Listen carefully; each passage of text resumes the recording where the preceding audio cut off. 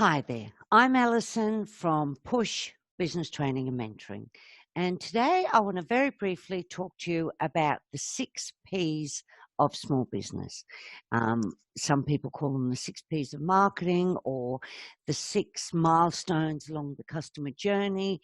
You can call it anything, but we'll talk about the 6 Ps. Now, P number 1 is your project. What is the point of all of this? What is your project? It might be, the new products that you're developing. So with that new product, you have vision and goals and, SMART goals where you're setting outcomes that you expect and milestones you expect to reach.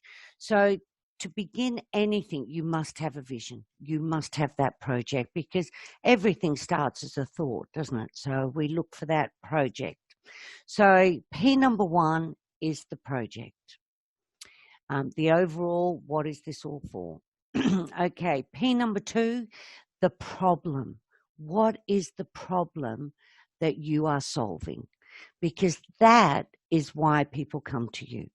You solve a problem. What does it look like for your clients? What sort of, well, they say pain points, but it can be, discomfort or puzzle, something that they want solved, and you're going to give them that solution.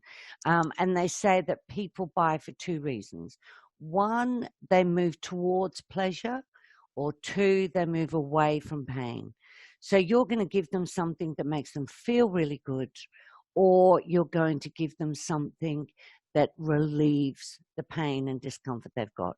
And for example, for me, I work with small business owners who are working hard to get their business succeeding online. So that's who I, solve problems for. So they're overwhelmed with social media. They're not sure where to start with their email marketing or setting up Facebook Business Manager, all those sort of things to do with digital marketing. I solve those problems. So number 2, what is the problem you solve? Okay, P number 3, your person or your prospect.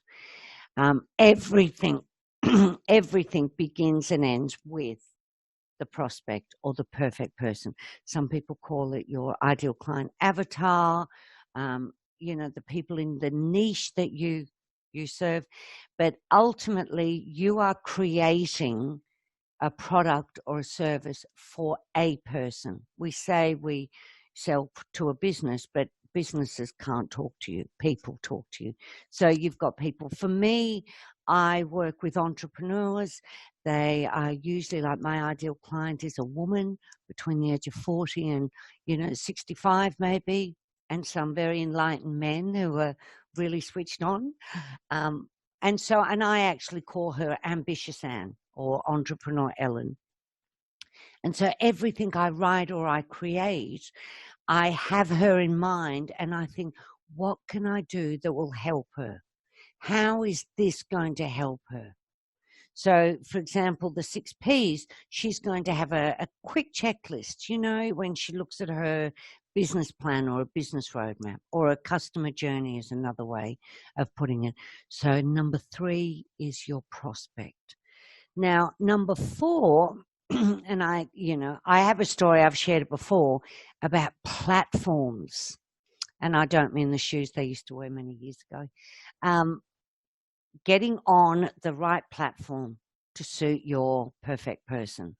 Now, when my business in the corporate world went through explosive growth, we set up a Facebook page, we set up a Facebook group, and it was all very good and well, and we did all the right things. We had quotes and, we were doing everything. Every day we worked on it.